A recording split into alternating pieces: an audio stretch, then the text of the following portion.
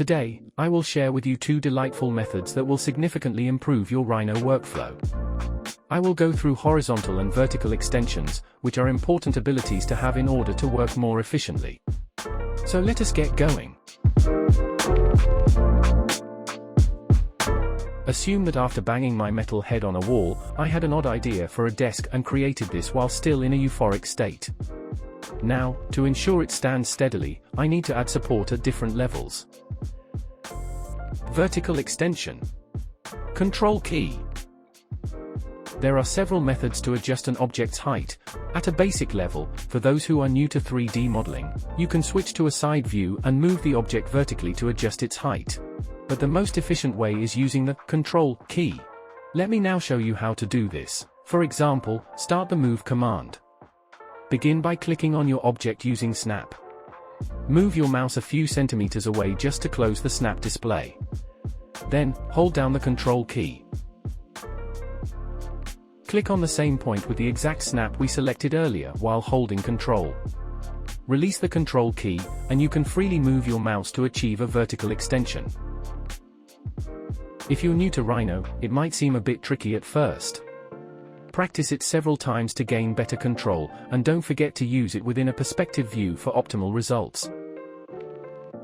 Feel free to explore this technique as there are many different ways you may use it. Have a quick look at how I maintain a steady camera while creating lines.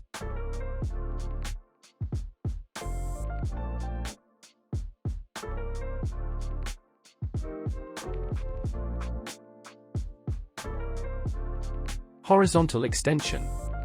Tab key.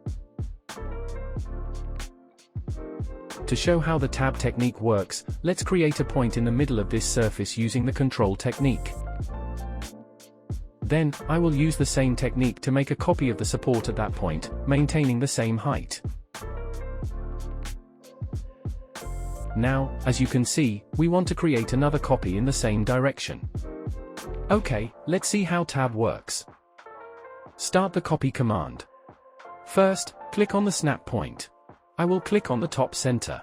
Now, move your mouse to the snap point where you want to make your copy. Simply drag your mouse over the object.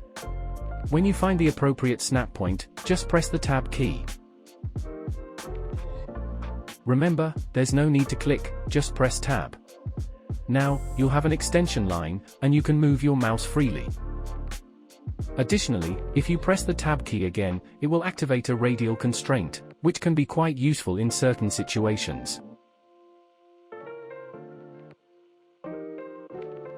When you practice both of these methods, you can combine them. Combining them together is a powerful and effective strategy that significantly boosts your modeling speed. Okay, let's unhide everything and check our model. Oops! Look what happened to my lovely desk. No worries.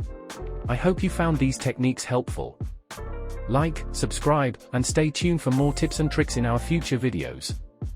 And never forget, perfect practice makes progress.